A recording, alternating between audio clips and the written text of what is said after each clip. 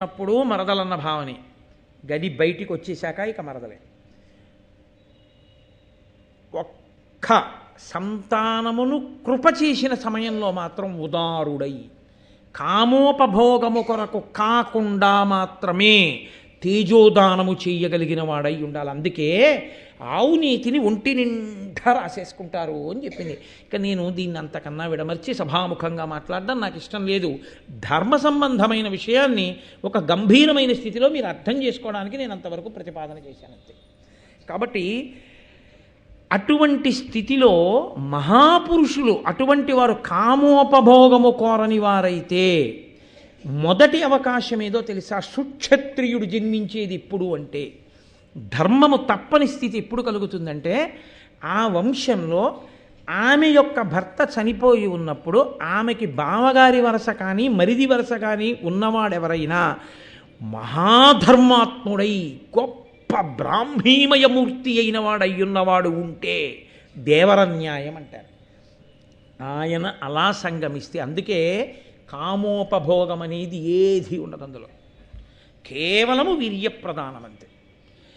అలా చేయగలిగితే వంశము నిలబడుతుందమ్మా. ఋషులు తప్పు పట్టరు, ధర్మము చెడదు. లోకంలో పరిపాలన చేసిన రాజవంశములన్నీ ఒకనాడు పరశురాముడు చంపగా ఆ తర్వాత వచ్చినటువంటి వంశములన్నీ బ్రాహ్మణ దత్తములే అలా వచ్చాయి. కాబట్టి లోకము తప్పు పట్టలేదు.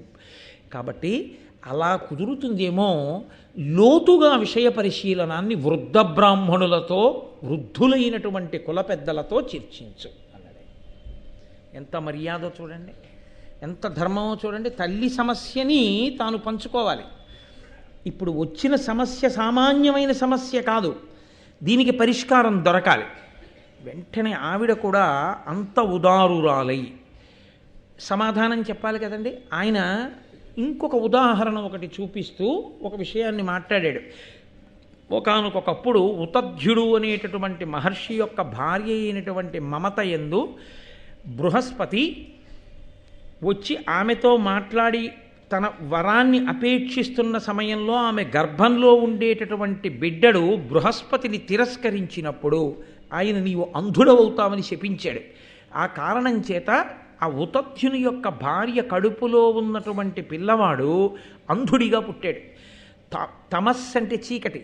ఇక పుట్టినదాదిగా చనిపోయే వరకు పుట్టుగురుడివాడు కాబట్టి ఆయన్ని దీర్ఘతముడు అని పిలిచారు. కానీ ఆయనకి ఎలా అబ్బిందో, కళ్ళు లేకపోయినా స్వరం కదండి, విని కదా నేర్చుకుంటారు వేదం.